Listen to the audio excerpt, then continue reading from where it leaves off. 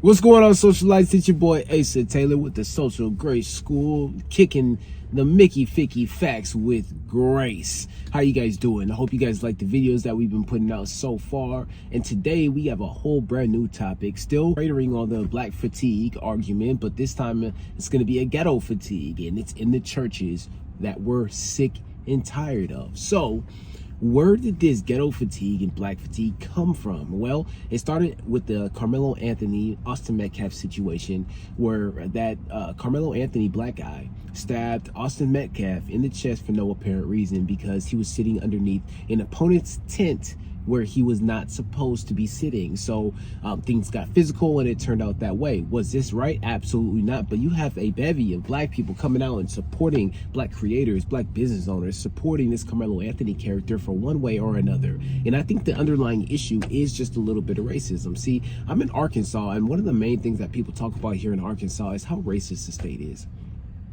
Now, I've never experienced any type of racism since I've been out here.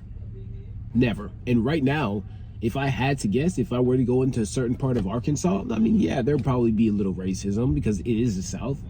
But still, overall, that doesn't make the whole state racist. That should not define your whole existence within this state. You have to figure out different ways to make money. You have to figure out different ways to get around the stereotype, right? Instead of just complaining about it, you have to find a different way.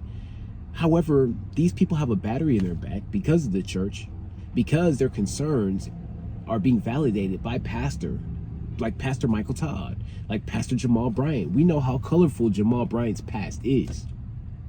We know how colorful Michael Todd is when he talks about trans is in the Bible or trans is in the church, transformation, blah, blah, blah, blah, blah. It's crazy. It's crazy what people are willing to accept if given the time and the opportunity. It's crazy what we, as the most spiritual or as the most Bible believing people, can accept if we just given a little bit of prodding and just given a little bit of money, for lack of a better term. Because I think that this play on the blacks is much deeper than any of us are realize. What they're trying to do is eradicate us altogether. If you guys have looked at the statistics for divorce and abortion, let's just start with abortion first.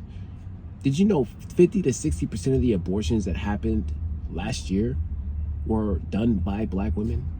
And majority of those abortions were boys. Did you know that majority of black men have, a staggering amount have been coming out as homosexual in the past, 2-3 years, maybe even 5 years longer? It's crazy how people just wake up one day and they can just realize that maybe I am gay. Maybe I do like men. Shout out to you if you do. There's no shade or anything like that. I think it's just interesting that you have a plethora of these characters in the church. Now, what is the church teaching to make it seem like this is okay? Well, I believe they're focusing way too much on the New Testament and not enough on the Old Testament. I recently was in church and I saw some deplorable behavior that probably never would have flown back in the early 2000s. It'll probably get you kicked out, for lack of a better word. But we saw 30-year-old single mothers with a son, ex-military, military nurses, CNAs, whatever the case may be, sitting in the front row, listening to the pastor, and talking to him with him after, fellowshipping with him after. It didn't really seem like it was, a bad thing. Then my dad, he came up to me, he said, hey, I want you to meet this young lady. Now, you guys know my preferences. I want to be successful in life. So any black woman that you put in front of me is automatically off the table. I don't believe that any black man that's serious about what he does can be successful with a black woman in 2025 if this is when you meet her. Because she doesn't have any upbringing. She doesn't have any training. She does not want to be a wife. She just wants the wedding. Different story for a different day. Now, number one, she was black. Number two, she had a kid. Number three, she was 33. She was 30 fucking 3. Now, guys, gentlemen, what can I do with the old broad? She's probably not gonna give me no fucking kids. She probably already tired of working. She probably has some debt from college. Well, she was military, so maybe not. I don't know. But what am I here to gain from this experience and from this interaction? Maybe I'm too hard. Maybe I need to give people just a little bit of grace. Okay, that's cool. But why is it even my own father is so willing to set me up for failure? What is the popularity around setting kids up for failure? Because this is not the first time I've been asked or propositioned a woman who is a single mother who is older. This is like the third or fourth time. I worked 2 jobs, 3 jobs. I actually just got off my warehouse job today. I only worked about 10 hours, but still. This is the third time I've been propositioned because I do work 3 jobs, because I am serious about paying off my student loans and getting things going in the right direction as far as financially. It's rare to see that within someone like myself. But I know what I'm capable of, and I'm completely and 100% confident that I can do it. And this is why most people have separated from the church. This is why most people don't even attempt to go there, especially men, because this is absolute bullshit what they want us to do. It's absolutely bullshit what they teach in the church. It's absolutely bullshit what they expect us to do and to put up with, all because Jesus said it was great. So we're supposed to listen to it because Jesus said this is right. But this is your interpretation. I remember pastors back in the day had a different interpretation. I believe pastors back in the day would not accept 90% of what these new pastors and these new churches are accepting in the world we live in. I believe because of the money aspect of things and because it is so popular to be on the right side, people are just taking their bag and they're saying, okay, cool, I'm gonna look the other way. This is what I'm gonna preach from now on. This is what's gonna give me the bag. Okay, cool. You guys saw Warren Sapp. A fucking joke. Demanding people give $20 and the usher is $100. Like, come on, bro. This would have never, if you have to work for donations and you have to ask for donations, you are already doing something wrong. That means your audience isn't loyal to you to begin with. Everyone knows what the church is. It's a place of worship. It's a place of business. Everyone has to give their tithes. But if you have to blatantly shut the doors and tell people, okay, if you don't give me $20, nobody's leaving. Now, the threat sounded credible. If I was in that church, I would have walked straight out because you would not disrespect me like that. And again, I don't necessarily go to church. I don't necessarily go to church that often. But when I do, it's a special occasion. My pops just came down to visit me. Okay, yeah, let's go to church. Cool. But for the other 364 days, I'm trying to work as much as possible. I'm trying to do my part in order so that way I can thrive in this world. I don't have time to be slowed down by these people's expectations of me and whatever they want me to do.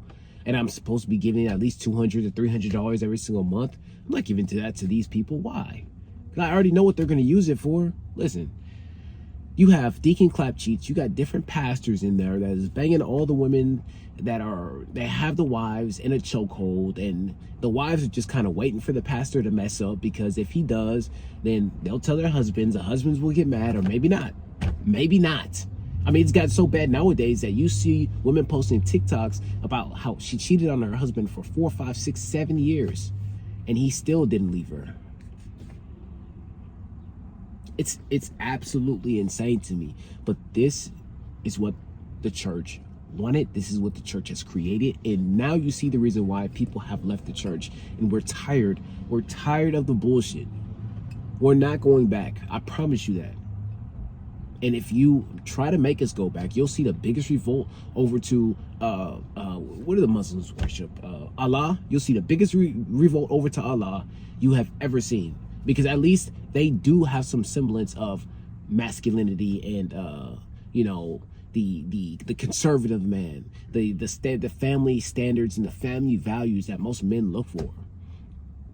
But even then, you have to follow strict guidelines and strict rules to get into that faith.